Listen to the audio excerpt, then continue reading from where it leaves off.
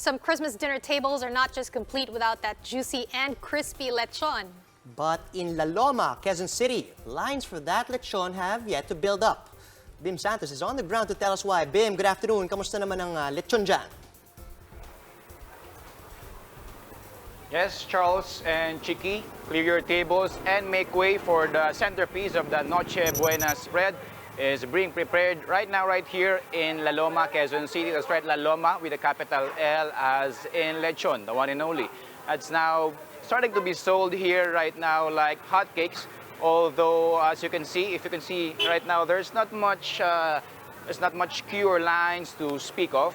Lechoneros say they expect the Christmas Eve crowd to peak sometime later today around 5 to 6 p.m. Although most also of the vendors here admit that appetite, quite literally and figuratively for lechon, this season has been affected by issues surrounding the African swine fever.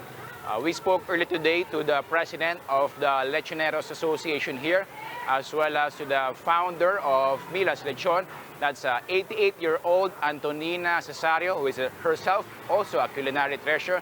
And this is what they said about the current demand. Honestly, medyo affected kami doon sa scare na dumaan, hindi ba? Pero sino ang pipigil sa Pilipino sa tradisyon na nakagisna natin, hindi ba? Nakagisna natin to. Saka anyway, talagang wala nang problema sa baboy. Gawa nitong nabalitang ESF ay wala na rin tayong magawa dahil siyempre nabalita na yun eh. Ay kaya talagang medyo humina. Malaking hinina, mga kalahati. Mga kalahati ang hinina. Talagang nagsasakripisyo na lang kami. So, Charles, Chiki, as I've mentioned, wala pa masyadong pila rito, hindi pa ganun ka-traffic, no?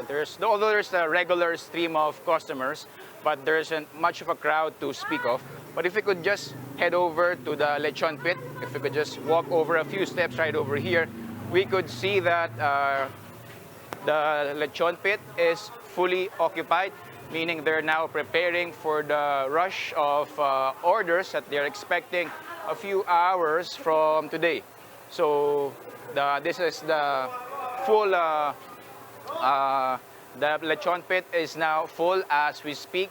So there's varying sizes. I think this is the small ones range from about around 6 or 5 kilos, and the bigger one, the biggest of the lot, usually weighs around 25 kilos and up. How long does it take to cook? Usually the smallest, the 6 kilos takes a minimum of around an hour and a half, while the biggest will usually take about 4 to 5 hours being roasted over the pit. The prices range. The smallest one is about 5,000 to 6,000, while the biggest is around 15,000. Personally, I like the smallest one best. I think that's what they call the lechon de leche. That's around 6 kilos. So for those who can't manage to consume a whole lechon, they're also selling lechon by the kilo. If you could head over there a few steps, this is where this particular stall sells lechon by around. They sell by 1/4, 1/2.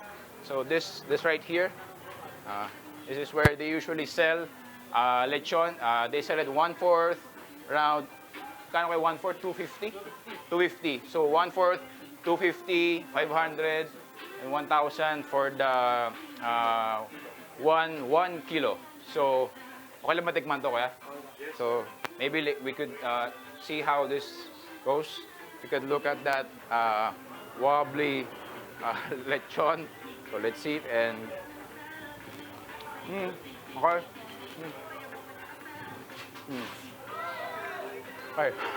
So head on over for those who want to partake of this truly culinary national treasure. Be ready to loosen your belts, undo your buttons, and ready your medications, because this is is really serious, yummy business. Charles, Chicky.